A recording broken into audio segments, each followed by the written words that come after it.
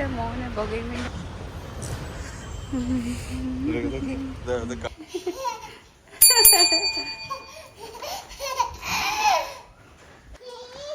ചെടി അയ്യ ഫ്ലവർ ഒക്കെ അടിപൊളി. ആര് വണ്ടി പിടിക്കുന്നത്?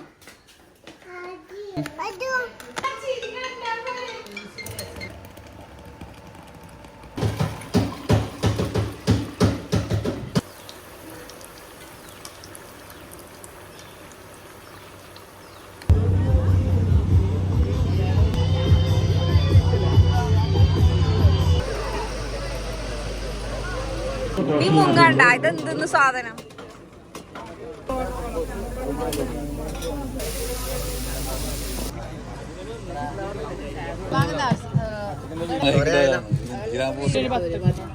അല്ല ഇങ്ങനെ മുള പെരക്കിയ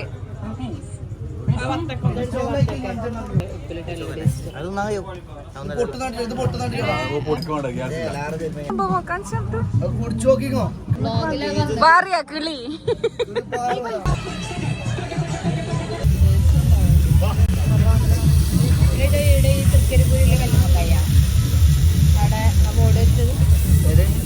ഹലോ ഗായ്സ്, എല്ലാവർക്കും സുഖമല്ലേ? അഗൈൻ റമദാൻ കരീം. നിങ്ങളെ നോമ്പൊക്കെ എങ്ങനെ പോകുന്നു? ഇവിടെ ആണെങ്കിൽ ഭയങ്കര ചൂടാണ് ഗായ്സ്. സത്യം പറഞ്ഞു കഴിഞ്ഞാല് വീട്ടിൽ നിന്ന് പുറത്തിറങ്ങാൻ തന്നെ ഭയങ്കര മടിയാണ് ചൂട് കൊണ്ട്. നമ്മൾ റെഡി ആയിട്ട് എങ്ങോട്ടാന്നല്ലേ കാഞ്ഞങ്ങാട് ഹോസ്പിറ്റലിലേക്ക് പോവാനുണ്ടായിരുന്നു. Welcome back to my YouTube channel. എന്റെ വീഡിയോ നിങ്ങൾക്ക് ഇഷ്ടപ്പെടുകയാണെങ്കിൽ ലൈക്ക് ചെയ്യാനും ഷെയർ ചെയ്യാനും സബ്സ്ക്രൈബ് ചെയ്യാനും മറക്കല്ലേ. ഇവിടെയുള്ള ബെൽ ബട്ടണും കൂടി അമർത്തിയാലേ ഞാനിടുന്ന വീഡിയോസ് നിങ്ങൾക്ക് നോട്ടിഫിക്കേഷൻ ആയിട്ട് വരുള്ളൂ. പിന്നെ എന്റെ വീഡിയോ കണ്ട് നിങ്ങൾക്ക് ഇഷ്ടപ്പെടുകയാണെങ്കിൽ കമന്റ് ചെയ്യാനും മറക്കല്ലേ. പിന്നെ വീഡിയോ ഫുള്ളായിട്ട് സ്കിപ്പ് ചെയ്യാതെ കാണണേ. പിന്നെ പുതുതായിട്ട് ആരെങ്കിലും ഈ ചാനലിൽ വരുന്നുണ്ടെങ്കിൽ എന്റെ വീഡിയോ കണ്ട് ഇഷ്ടപ്പെടുകയാണെങ്കിൽ സപ്പോർട്ട് ചെയ്യാൻ കൂടി മറക്കരുത്.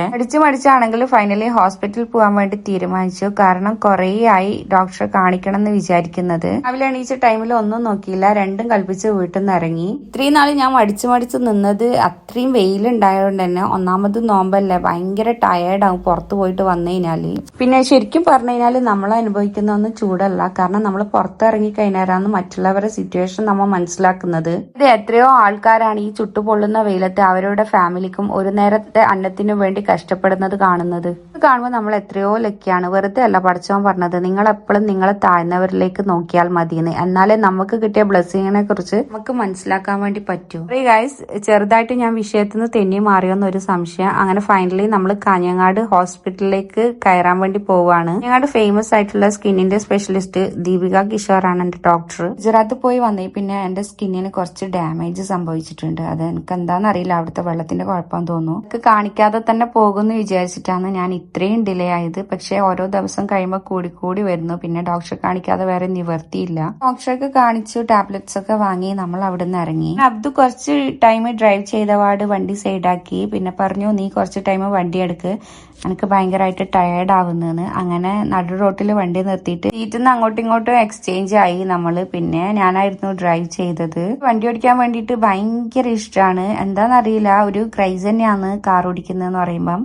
ഞാൻ ഒറ്റക്കാണെങ്കിൽ എന്റെ ഇഷ്ടത്തിന് ഞാൻ വണ്ടി എടുക്കും. അത് എത്ര സ്പീഡിൽ പോണ്ടേന്ന് ഞാൻ തീരുമാനിക്കും. പക്ഷെ ഇവരോട് പോകുമ്പോ ഇല്ലേ അധികം സ്പീഡിൽ പോവാൻ വേണ്ടി പറ്റൂല. കുറച്ച് മൂവ് ചെയ്ത ടൈമിൽ ഇങ്ങനെ റോഡ് സൈഡിൽ ബൊഗൈൻവില്ലൊക്കെ വെച്ചിട്ട് കണ്ടു. പിന്നെ ആ നഴ്സറിയിൽ കയറാന്ന് വിചാരിച്ചു. കാരണം ഇപ്പൊ ബൊഗൈൻവില്ല ഭയങ്കര ട്രെൻഡിങ്ങിലുള്ള ഒരു പ്ലാന്റ് അല്ലേ. അപ്പൊ പിന്നെ അത് കുറേ ആയി വാങ്ങണം എന്ന് വിചാരിക്കുന്നു. കുറെ അടുത്ത് അന്വേഷിച്ച ടൈമിൽ ആ പ്ലാന്റിന് നല്ല പൈസ പറയുന്നുണ്ടായിരുന്നു. പക്ഷെ ഇവിടെ ആണെങ്കിൽ നല്ല അഫോർഡബിൾ റേറ്റിന് നമുക്ക് കിട്ടി. പിന്നെ ഒന്നും നോക്കിയില്ല, കുറച്ച് ഈ കളേഴ്സ് നോക്കി സെലക്ട് ചെയ്ത് എടുത്തു. പിന്നെ എന്റെ ഹസ്ബൻഡിന് ഭയങ്കര ചെടിപ്രാന്ത് കയറിയിട്ടുണ്ട്. ഇപ്പം ഓരോരോ ടൈമിൽ ഓരോരോ ക്രൈസാണ് ഉണ്ടാക്കുക. എന്തായാലും ഇതിന്റെ പ്രാന്ത് ഇപ്പൊ നല്ലോണം ഓവറായിട്ടുണ്ട്. ഇനി എവിടം വരെ എത്തുന്ന കണ്ടറിയാം.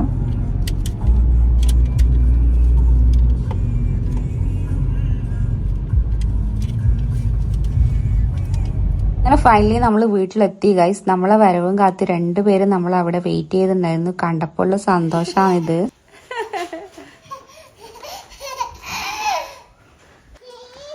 ചെടി അയ്യ ഫ്ലവർ ഒക്കെ അടിപൊളി. അങ്ങനെ അവര് കൂടെ കുറച്ച് ടൈം സ്പെൻഡ് ചെയ്തതിന് ശേഷം നോമ്പ് കുറിക്കാനുള്ള ഐറ്റംസ് റെഡിയാക്കാൻ വേണ്ടി പോവാണ്. ഫുള്ള് ഹറിബറിയായിട്ടാണ് ഉള്ളത് ഗൈസ്. കാരണം ഓൾറെഡി ടൈം ഒരുപാട് ലേറ്റ് ആയിട്ടാണ് ഉണ്ടായത്. നമ്മള് ഈവനിങ്ങിലായിന് റിട്ടേൺ വരാൻ വേണ്ടിയിട്ട്. അപ്പൊ പിന്നെ ഫ്രിഡ്ജിൽ ഞാൻ കുറച്ച് ഐറ്റംസ് ഒക്കെ സെറ്റാക്കി വെച്ചിട്ടുണ്ടായിരുന്നു. അങ്ങനെ അതൊക്കെ എടുത്ത് പുറത്ത് പുറത്ത് വെച്ചു. പിന്നെ കൺഫ്യൂഷൻ ആയിരുന്നു ആ മസാല കൊണ്ട് എന്ത് ഉണ്ടാക്കുന്നു. പിന്നെ ഫ്രിഡ്ജിൽ സമൂസ ഷീറ്റ് കണ്ടേരം സമൂസ തന്നെ ഉണ്ടാക്കാന്ന് വിചാരിച്ചു. സത്യം പറഞ്ഞു കഴിഞ്ഞാല് ഇടയ്ക്ക് ഈ സമൂസ ഉണ്ടാക്കുന്ന ടൈം എനിക്ക് കുറച്ച് കൺഫ്യൂഷൻ ആവും, ഇത് ഫോൾഡ് ചെയ്യുന്നത് എങ്ങനെയാണെന്നില്ലേ. കാര്യങ്ങൾ ചെയ്ത് വരുമ്പം സെറ്റ് ആവില്ലേ. അതുപോലെ തന്നെയാണ് ഇതും. ഫസ്റ്റ് ഒക്കെ ഭയങ്കര കൺഫ്യൂസ്ഡ് ആയിരിക്കും, പിന്നെ ചെയ്ത് വരുമ്പം അടിപൊളിയായിട്ട് കിട്ടും. അങ്ങനെ ഫൈനലി കുറെ ടൈമില് യുദ്ധത്തിന് ശേഷം സമൂസയുടെ പെർഫെക്റ്റ് ആയിട്ട് കിട്ടിയിട്ടുണ്ട്. ജ്യൂസ് അടിക്കുന്ന ഡ്യൂട്ടി ഞാൻ അബ്ദുവിന് ഷിഫ്റ്റ് ആക്കിയിട്ടുണ്ട്, കാരണം എനിക്ക് ഓൾറെഡി ഒരുപാട് പണി ഇങ്ങനെ കിടക്കുന്നു. നമ്മൾ ഇന്ന് ഉണ്ടാക്കുന്ന ജ്യൂസ് സ്ട്രോബെറി ജ്യൂസ് ആണ്. അപ്പം അതിലെ സ്ട്രോബെറി കട്ട് ചെയ്തിട്ടതിന് ശേഷം നല്ല കട്ട പാലെടുക്കണം, പിന്നെ പഞ്ചസാര ഇട്ടിട്ട് നല്ല പോലെ അടിച്ചെടുക്കാം. നല്ല ടേസ്റ്റ് ചെയ്യുന്നു ഗൈസ് ഈ ഒരു സ്ട്രോബെറി ജ്യൂസ്.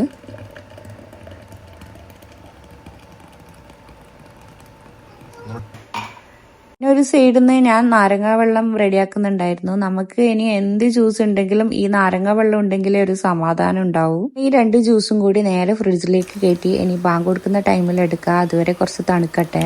ഒട്ടും ടൈമില്ല, ബാങ്ക് കൊടുക്കാൻ ഇങ്ങനെ അടുത്ത് വരികയാണ്. അപ്പോൾ റെഡിയാക്കി വെച്ച സമൂസ എല്ലാം ഫ്രൈ ചെയ്ത് എടുക്കാന്ന് വിചാരിച്ചു. അങ്ങനെ സമൂസ ഒക്കെ ഓരോന്നായിട്ട് ഫ്രൈ ചെയ്ത് എടുക്കുന്നുണ്ട്. അങ്ങനെ എല്ലാ ഐറ്റംസും കൂടി ടേബിളിൽ നിരത്തി വെച്ചു. ഒരുപാട് ഐറ്റംസും ഒന്നും ആക്കാൻ വേണ്ടി പറ്റിയിട്ടില്ല, കുറച്ച് ഫ്രൂട്ട്സ് മാത്രം കട്ട് ചെയ്തിട്ടു.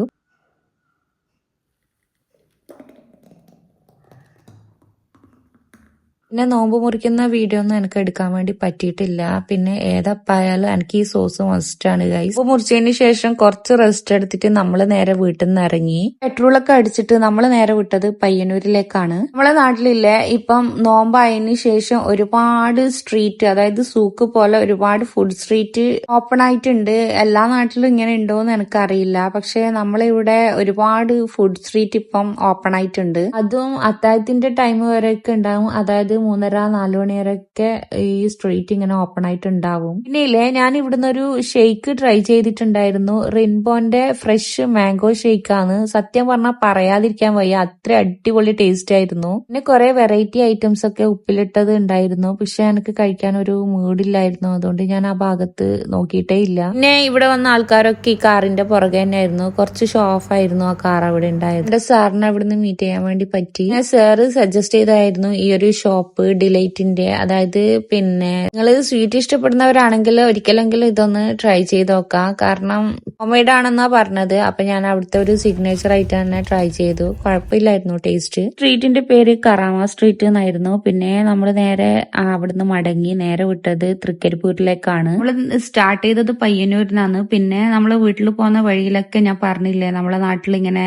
സൂക്ക് പോലെ വന്നിട്ടുണ്ട് എന്ന്, അപ്പൊ അവിടെ എല്ലാം കയറി ഇറങ്ങാന്ന് വിചാരിച്ചു.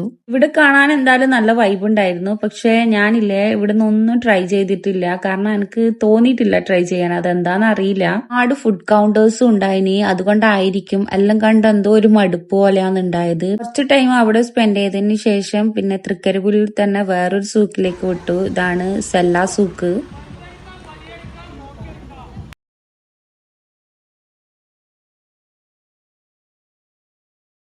ഇവിടെ എത്തിയതിന് ശേഷം ഇൻസ്റ്റഗ്രാമിൽ ട്രെൻഡിങ്ങിൽ ഇപ്പൊ പോകുന്നുണ്ട് ഈ ഒരു ഉപ്പിലിട്ടത്. അപ്പൊ ഇതൊന്ന് ട്രൈ ചെയ്യാന്ന് വിചാരിച്ചു.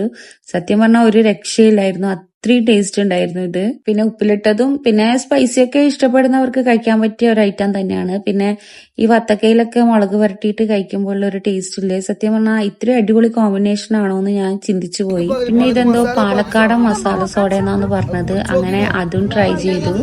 നല്ല ടേസ്റ്റ് ഉണ്ടായിരുന്നു.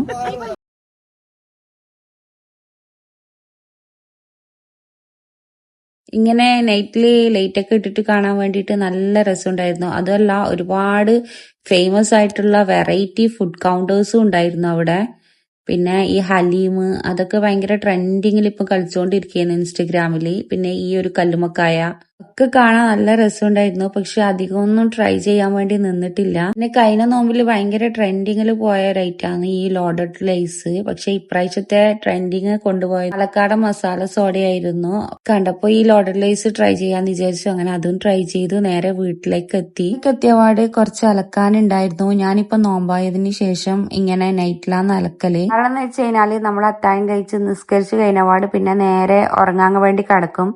പിന്നെ നമ്മൾ എണീക്കുന്നത് 12:30 ചിലപ്പോൾ 11:30 ആ ടൈമിലായിരിക്കും. പിന്നെ അലക്കാൻ എനിക്ക് ഭയങ്കര മടിയായിരിക്കും, കാരണം നല്ല വെയിലുണ്ടാവും പുറത്ത്. നമ്മൾ പുറത്തേക്ക് ആറിയിടാൻ പോകാനൊക്കെ ഭയങ്കര മടിയായിരിക്കും. അപ്പൊ നൈറ്റിൽ തന്നെ അലക്കിക്കഴിഞ്ഞ് നൈറ്റിൽ തന്നെ ഞാൻ ആറിയിട്ടിട്ടാണ് കിടക്കല്. അപ്പൊ പിന്നെ അലക്കുന്നതിനെ കുറിച്ചിട്ട് പിന്നെ ടെൻഷൻ അടിക്കേണ്ട വരൂല. എല്ലാം രാവിലെ ആവുന്ന ടൈമിൽ എല്ലാം ആറിയിട്ടും ഉണ്ടാകും. അപ്പം എന്റെ ഇന്നത്തെ വീഡിയോ ഇത്രയേ ഉള്ളൂ. വീണ്ടും ഒരു അടിപൊളി വീഡിയോ ആയിട്ട് കാണാം.